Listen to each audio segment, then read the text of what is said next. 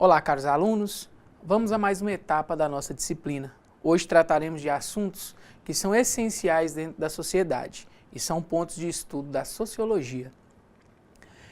Iniciaremos com um tema bem conhecido por todos nós, que infelizmente tem crescido cada vez mais dentro da nossa sociedade: a desigualdade social.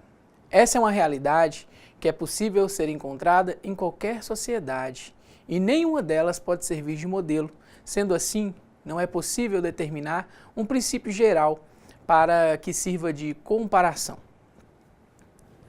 Para compreendermos a desigualdade, é preciso entender que ela somente acontece pelo fato de que a sociedade, ou mesmo setores e nações dominantes, buscam de desenvolver através de um menor custo.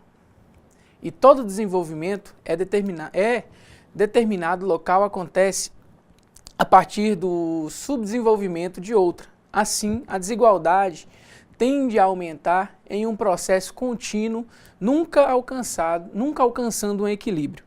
Atualmente, as teorias sociológicas tendem a compreender a dependência das nações subdesenvolvidas como parte de um sistema mundial de relações econômicas. Por outro lado, procura desvendar o aparecimento de graves distorções na organização da sociedade, na sociedade subdesenvolvida, como a pobreza, a repressão, a concentração populacional, o desemprego, a dependência cultural e o autoritarismo. Vivemos o capitalismo em um mundo totalmente tecnológico, onde a interdependência e a globalização traçam novos caminhos.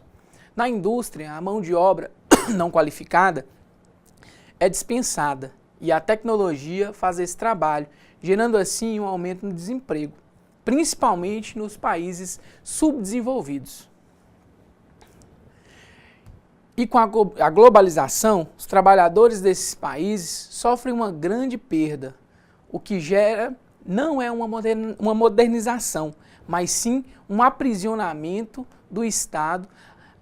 As grandes empresas multinacionais que impõem de maneira que vão conduzir o trabalho, onde se instalam com isenção de taxas e com a infraestrutura que possibilite a chegada de matérias-primas para a produção.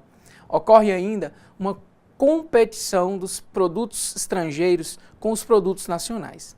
Nesse processo, ao diminuir em programas e projetos sociais, impossibilita justamente aqueles que mais precisam de terem acesso aos serviços públicos.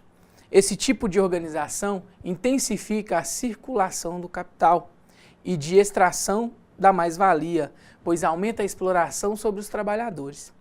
Este é um ponto onde a globalização cria uma ilusão de que a sociedade está em constante progresso, porém esconde a exploração dos trabalhadores, que contribui para o crescimento das empresas. No entanto, problemas existem tanto nos países subdesenvolvidos quanto nos países desenvolvidos. Já que o desemprego aumenta com a utilização de mão de obra barata, e isso causa grandes riscos de um conflito social, alguns consideram o desenvolvimento como simples sinônimo de crescimento econômico, ou seja, o aumento substancial da produção de um país. Para isso, o desenvolvimento é um processo de expansão quantitativa de produção e de renda. Contudo, se considerarmos o subdesenvolvimento como um conjunto de indicadores socioeconômicos, quer dizer, baixa renda per capita, predomínio do setor primário sobre o secundário, concentração de terras e de renda, subemprego ou desemprego, altas taxas de mortalidade infantil e etc. Podemos também perceber que o desenvolvimento é um processo muito mais amplo que um mero crescimento. O desenvolvimento verdadeiro deve ser pela transformação qualitativa da sociedade e não apenas pelo crescimento quantitativo, pois este visa apenas o capital e não o ser humano, onde se cria uma ilusão do desenvolvimento econômico, Aqueles mais pobres aceitam os trabalhos que exploram, acreditando em um futuro que infelizmente nunca vai acontecer. No vídeo aula anterior, vimos sobre grupos sociais, classes sociais, onde cada um de nós fazemos parte, mesmo sem ter esse conhecimento. Agora veremos o que são instituições sociais. O que seria isso? Vamos lá. É a forma de organização que tem sua durabilidade independente da vontade das pessoas que o integram. É um conjunto de regras e procedimentos padronizados, reconhecidos, aceitos e sancionados pela sociedade e que têm grande valor social. A instituição não existe isolada das outras, todas elas possuem uma interdependência mútua, de tal forma que um modifica numa determinada instituição pode acarretar mudanças maiores ou menores nas outras.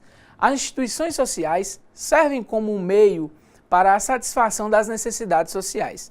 Nenhuma instituição surge sem que tenha surgido antes uma necessidade. Mas além desse papel, as instituições sociais cumprem também servir um instrumento de regulação e controle das atividades do homem. As principais instituições são família, religião, economia, política, educação e recreação. A partir disso, podemos dizer que a instituição social é toda forma ou estrutura social instituída na sociedade, que controlam as atividades dos membros e de grupos sociais presentes na sociedade. Lembrando que grupos sociais são um conjunto de pessoas que têm objetivos em comum e as instituições sociais é o conjunto de regras e procedimentos que ampliam aos diversos grupos sociais. Para que possamos compreender melhor, vamos falar sobre instituição escolar como exemplo. Constitui uma instituição universal pelo fato de que em todas as sociedades é necessário garantir a estrutura educacional como processo de transmissão de conhecimento e valores presentes na sociedade. Inicialmente já percebemos que uma instituição da qual a sociedade não pode viver sem. Não é possível uma sociedade sem escola, não é verdade?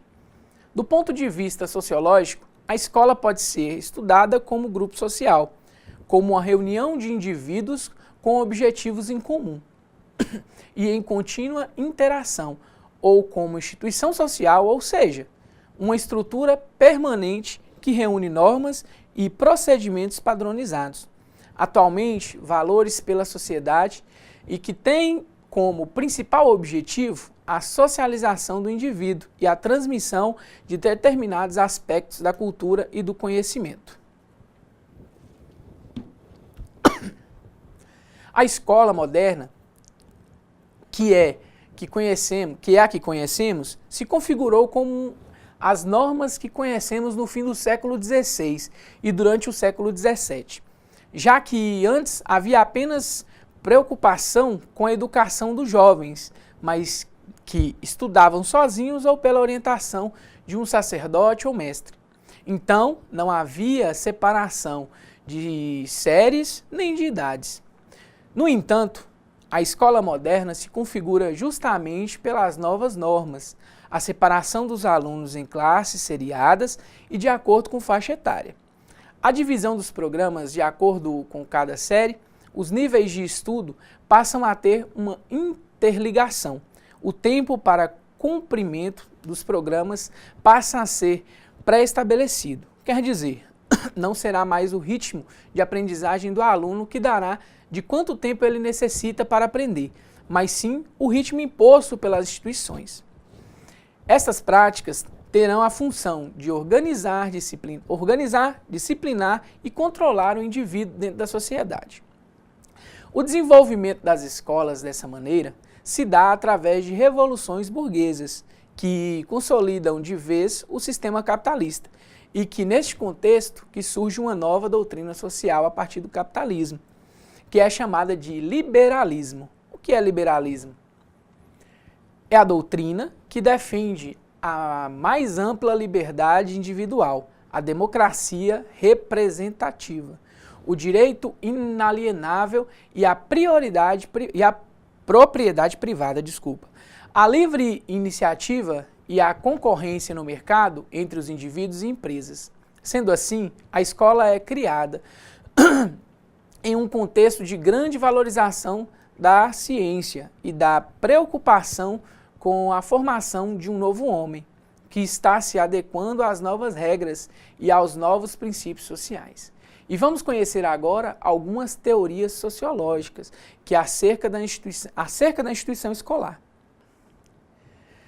Teoria crítico-reprodutivista parte dos princípios de que a escola é uma instituição que, por meio de suas práticas, conhecimentos e valores, contribuem para a reprodução das desigualdades da sociedade de classe em que vivemos. Nesse sentido, essa teoria faz uma crítica à instituição escolar, afirmando que a escola está organizada para servir apenas a alguns grupos da sociedade, ou seja, aqueles que já trazem de casa uma bagagem cultural semelhante à da escola. Teoria funcionalista. Durkheim é um dos representantes dessa teoria conservadora. Segundo ele, a escola, assim como todas as instituições sociais, tem a função de imprimir sobre as novas gerações valores morais e disciplinares que visam a perpetuação da sociedade, tal como ela está organizada, quanto à ordem e no que respeita aos poderes dominantes. Nesta teoria, a escola não é alvo de críticas, pois funciona adequadamente à sociedade na qual estamos inseridas. Todas as instituições têm a função de contribuir para o progresso e a harmonia social. Claro que, mesmo com as teorias, não podemos generalizar os pensamentos para todas as realidades. É preciso ver a escola com suas particularidades e diferenças, que nos permite reconhecer as possibilidades de ações e de mudanças que existem nesta instituição. Para Paulo Freire, por exemplo, educador e representante da filosofia da libertação, diz que a escola tem o papel fundamental na construção do sujeito autônomo, crítico e em condições para lutar pela superação das desigualdades e pela transformação da sociedade. Uma visão bastante conscientizadora do papel da educação, que tem a tarefa de, ao mesmo tempo, conscientizar criticamente o educando de sua posição social e mobilizá-lo inteiramente para a luta pela transformação da sociedade. Já que estamos falando de instituições, uma outra que faz parte da nossa vida e que tem papel importante no desenvolvimento da sociedade é a instituição religiosa. Todas as sociedades reconhecem alguma forma de religião. A religião é um fato social universal. Não resta dúvida de que a religião é uma das instituições mais importantes para a organização social. Pelo seu conteúdo moral, a religião inclui crença ao sobrenatural, ritos e cerimoniais. É inegável a tendência moderna de dar mais ênfase aos valores sociais do que às religiosas. Prova disso é o surgimento de doutrinas mais modernas, como a teologia da libertação. Contudo, o sistema religioso ou religião é formado por pensamentos, rituais e dogmas. Não vamos falar sobre as várias religiões existentes. Contudo, o sistema religioso ou religião é formado por pensamentos, rituais e dogmas. Não vamos falar sobre as várias religiões existentes. Contudo, é importante saber que no ano de 313 a Igreja Católica passa a ser um forte instrumento de dominação social. E no século XVI houve a Reforma Religiosa, onde houve um rompimento dentro da Igreja Católica e que ocasionou o surgimento de outras igrejas, conhecidas como protestantes. E neste contexto de transformações que iniciamos os estudos sociológicos sobre a função dessa instituição na sociedade. Então vamos ver o que os pensadores disseram sobre instituições religiosas. Para Durkheim, a instituição religiosa tem a função de fortalecer os laços de coesão social e contribuir para a sociedade dos membros que possuem unicamente a função de conservar e fortalecer a ordem estabelecida. Segundo Marx, a forma com que a sociedade se organiza para produzir os seus bens materiais, ou seja, a forma de organização do trabalho, vai exercer forte influência sobre como as pessoas pensam. Este pensar é representado pelo conjunto de valores e conhecimentos impostos tanto pelo Estado quanto pela religião. Portanto, essas instituições teriam a função de controlar e modelar o pensamento social. E, por fim, Weber desenvolveu um interessante estudo que demonstra o quanto os protestantes contribuíram para o desenvolvimento do capitalismo.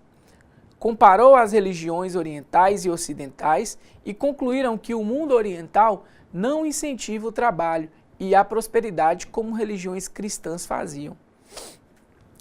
Podemos perceber que as instituições religiosas têm papel importante na formação da sociedade. Uma outra instituição muito importante é a instituição familiar, que na verdade é a primeira, onde inicia o crescimento e desenvolvimento do indivíduo, não é verdade? Primeiro grupo social a que pertencemos é um tipo de agrupamento social cuja estrutura varia no tempo e no espaço. Essa variação pode ser quanto ao número de casamentos, quanto à forma de relações de parentesco, relação sexual e dos componentes básicos da sociedade.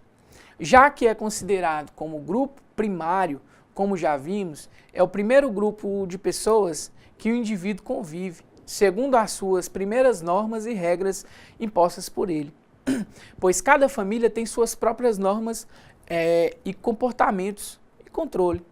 Podemos então dizer que a família é um agrupamento de pessoas cujos membros possuem entre si laços parentescos, podendo ou não habitar na mesma casa. Ou laços de parentescos podem ser consanguíneos ou pelo casamento. O casamento ainda, em algumas localidades, podem ser monogâmicos, como apenas um cônjuge, ou, caso nessa sociedade, poligâmicos, quanto a mais de um cônjuge. Dessa maneira, a instituição familiar é um tipo de agrupamento social e a sua estrutura pode variar em alguns aspectos, no tempo e no espaço. Esta variação pode se referir ao número e à forma do casamento, ao tipo de famílias, ainda aos papéis familiares. A família pode ser nuclear, quando nos referimos ao pai, mãe e filhos, ou ainda expressa quanto à existência, a convivência com outros parentes, como avós, tios, primos, etc. Dentre as funções da instituição familiar, destacamos 3. A função sexual e reprodutiva. Garante a satisfação dos impulsos sexuais do cônjuge e perpetua a espécie humana com o nascimento dos filhos. A segunda, a função econômica. Assegura o meio de sustentabilidade e bem-estar dos seus membros. E a terceira e última, a função educacional. É responsável pela transmissão à crença dos valores e padrões culturais da sociedade. A grande importância da família refere-se à divisão de tarefas dentro de uma visão conservadora. A sociedade pós-industrial criou um novo padrão de família. Neste novo modelo, o chefe de família já não é apenas o pai. Essas tarefas se dividem e os filhos são criados pelo pai e pela mãe, que trocam constantes de papéis entre si. Após estudos antropológicos e sociológicos, puderam concluir que a família é uma instituição que surge a partir das necessidades naturais do ser humano. Já a instituição Estado são instituições políticas fundamentais à autoridade e o governo, o Estado, como os 3 poderes, partidos políticos e as constituições. Classificamos também o sistema político como o anarquismo ditadura e democracia, e a pseudodemocracia. Vamos tentar compreender através de alguns pensadores, ok? Segundo Weber, o Estado é a instituição social que tem o monopólio exclusivo da violência legítima. E isso acontece porque a lei lhe confere o direito de recorrer às várias formas de pressão, inclusive a violência, para que as suas decisões sejam obedecidas. Nicolau, pensador italiano, diz que os homens buscam uma organização do poder capaz de colocar freio em seus maus sentimentos e em seus desejos mundanos, escolhendo assim uma forma de governo capaz de controlar a maldade humana. Thomas, filósofo inglês, revela que o homem em seu estado de natureza acaba provocando conflitos com os grupos, pois vive competindo, desconfia de todos e vive buscando o seu próprio bem para evitar constante estado de guerra. Fizeram assim um contrato onde assegura a paz e o poder centralizado. Para John, também pensador inglês, a forma de governo deveria ser escolhida pela maioria da sociedade, sempre com o objetivo de conservar a propriedade e dando ao povo o legítimo direito de resistência e à opressão e à tirania.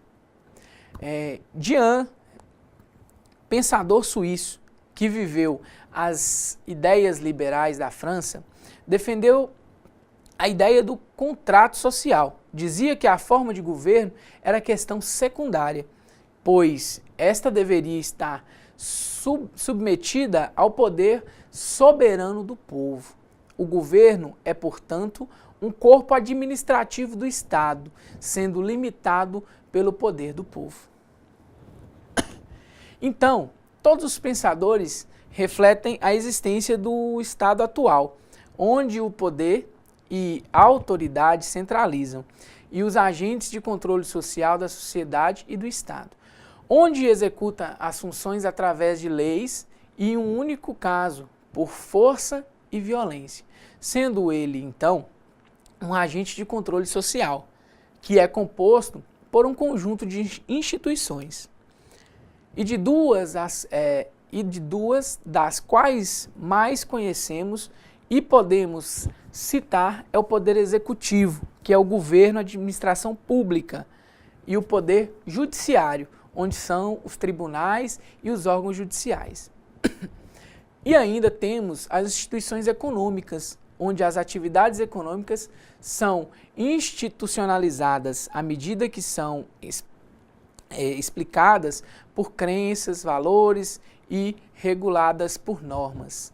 Na sociedade moderna, a instituição econômica apresenta um grau de importância bem mais elevado do que as sociedades tribais, resultado do desenvolvimento tecnológico, visando uma divisão mais diversificada do trabalho social. E, por fim, a instituição da recreação, pouco falada e muito importante, não é verdade? Em todas as sociedades, existem modos culturalmente estabelecidas para o alívio das tensões acumuladas no indivíduo, em decorrência das frustrações geradas pelas restrições da vida social. Todas as sociedades possuem instituições recreativas, como no Brasil, o carnaval, o futebol. Finalizamos aqui parte das instituições. Daremos início agora a um novo assunto, a diversidade cultural, racial presente na nação brasileira, que tem também o foco de estudo da sociologia. Na apostila, está nas aulas de cultura e indústria cultural. Podemos dizer que cada sociedade elabora a própria cultura ao longo de sua história e recebe influências de outras culturas, desde as mais simples até as mais complexas sociedades. Tem sua própria cultura. A cultura pode ser definida também como um modo de vida particular que em todas as sociedades desenvolve e caracteriza cada uma delas. Indivíduos que compartilham de uma mesma cultura apresentam o que chamamos de identidade cultural. Podemos organizar o estudo da cultura em dois aspectos: o aspecto material, que consiste em todo tipo de utensílios produzidos e em uma sociedade interferem diretamente em seu estilo de vida. E o aspecto não material, que abrange todos os aspectos morais e intelectuais da sociedade. Dessa forma, a cultura é um conjunto de partes e seus principais aspectos são traços culturais, é o menor componente representativo de uma cultura. Pode ser um objeto material, um cocá, um carro, uma pulseira e etc. São os componentes mais simples de uma cultura, as unidades dessa cultura. São os traços culturais, só têm significado quando considerados dentro de uma cultura específica. Só quando consideramos o conjunto de cultura de um povo é que podemos entender um determinado traço cultural. Complexo cultural é a combinação de traços culturais em torno de alguma atividade básica, isso é, o conjunto de traços culturais utilizados em um mesmo momento histórico. Vamos lá? É a região onde ocorrem os complexos culturais, ou seja, o espaço geográfico no qual se manifesta certa cultura. Quando várias culturas se encontram em um mesmo espaço geográfico e desenvolvem entre elas uma relação de respeito mútuo, temos o que podemos chamar de multiculturalismo. Padrão cultural é um conjunto de normas que rege o comportamento dos indivíduos e é determinada cultura ou sociedade. Quando os membros de uma sociedade agem da mesma forma, estão expressando os padrões culturais de um grupo. Subcultura é quando dentro de uma mesma cultura aparecem diferenças significativas.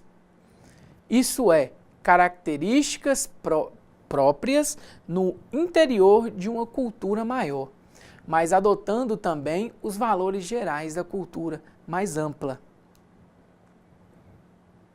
E agora entenderemos na diversidade cultural brasileira, que convivemos todos os dias. A diversidade cultural é um conceito criado para compreender os processos de diferenciação entre as várias culturas que existem ao redor do mundo.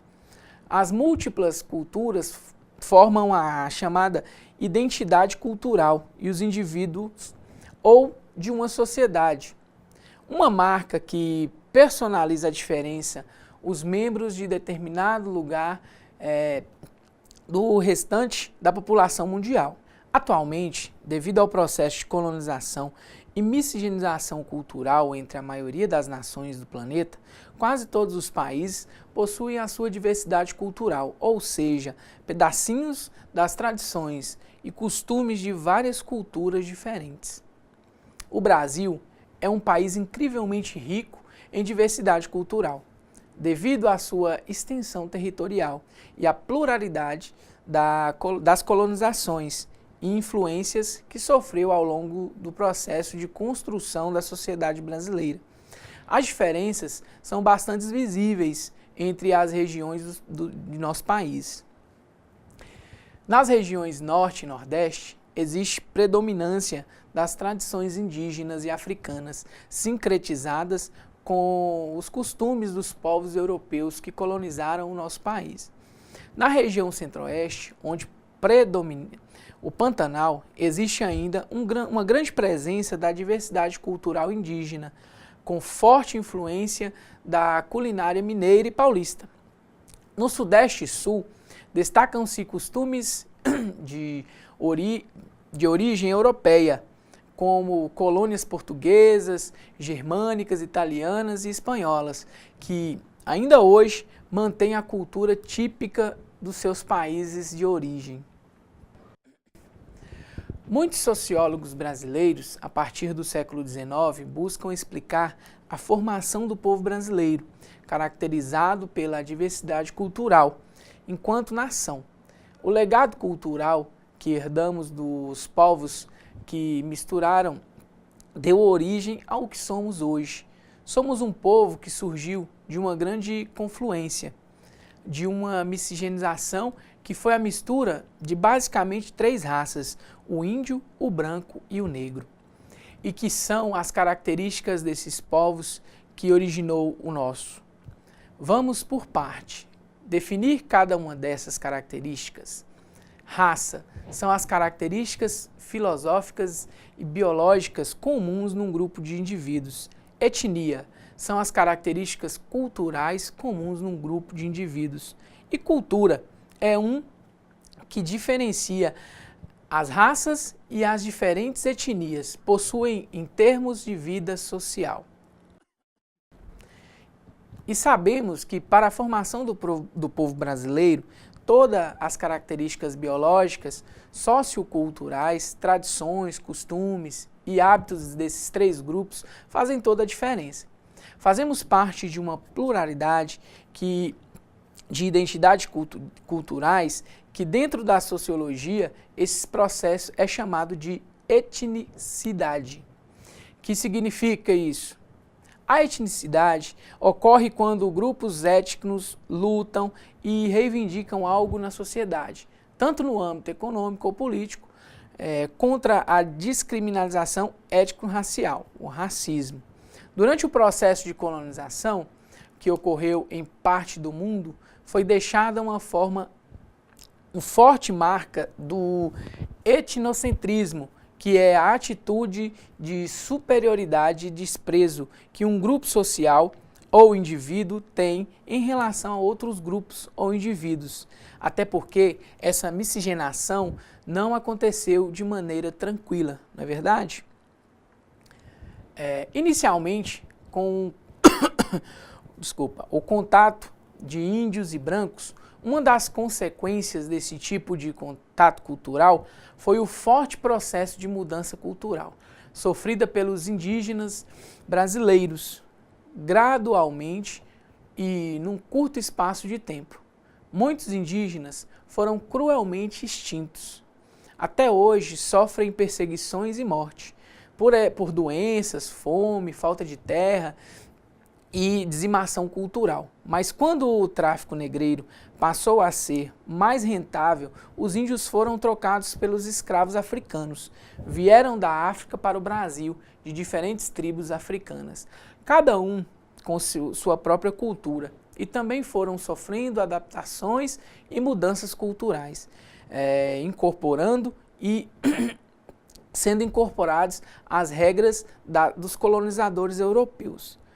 Nos dias atuais, o Brasil é conhecido como o país de maior número de negros e afrodescendentes depois da África. Infelizmente, a sociedade brasileira não compreende essa diversidade e gera descriminalização e atitudes etnocentristas. Porém, é necessário conscientizar que cada uma das maiores riquezas que temos em nosso país é justamente a diversidade cultural, não é mesmo?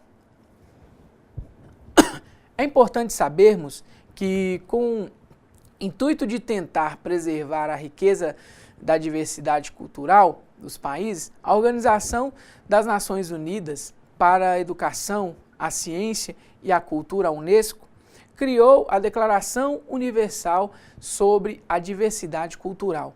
A Declaração da Unesco sobre Diversidade Cultural reconhece as múltiplas culturas como a de herança comum e de harmoniedade, e é considerada o primeiro instrumento que promove e protege a diversidade cultural.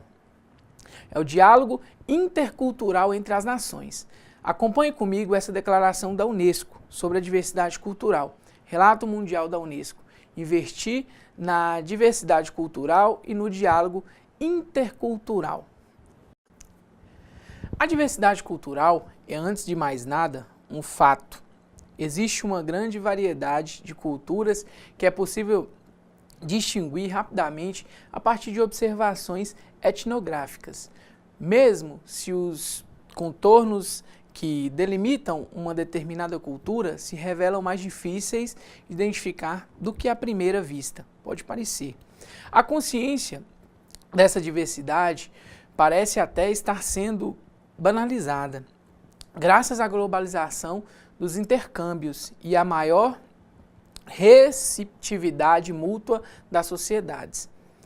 Apesar dessa maior tomada de consciência não garantir de modo algum a preservação da diversidade cultural, contribui para que o tema obtivesse maior notoriedade.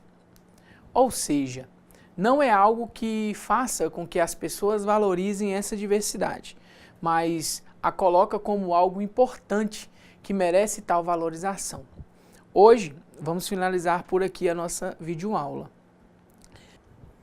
Para finalizarmos bem, vamos fazer uma pequena atividade no caderno didático, página 271. Tem um trecho de um texto que fala sobre o carnaval de nossa sociedade. Façam a leitura em sala de aula mais uma vez, discutam com os colegas, analisando e pontuando as condições que o autor sugere quando nos fala de possibilidades utópicas do carnaval sobre o entendimento que tem desse trecho, com a crítica à sociedade atual. Após a discussão, escreva quais são esses pontos contraditórios e a sua análise após a discussão com os colegas. Entregue ao tutor presencial, ok? Boa discussão a todos e até a próxima aula.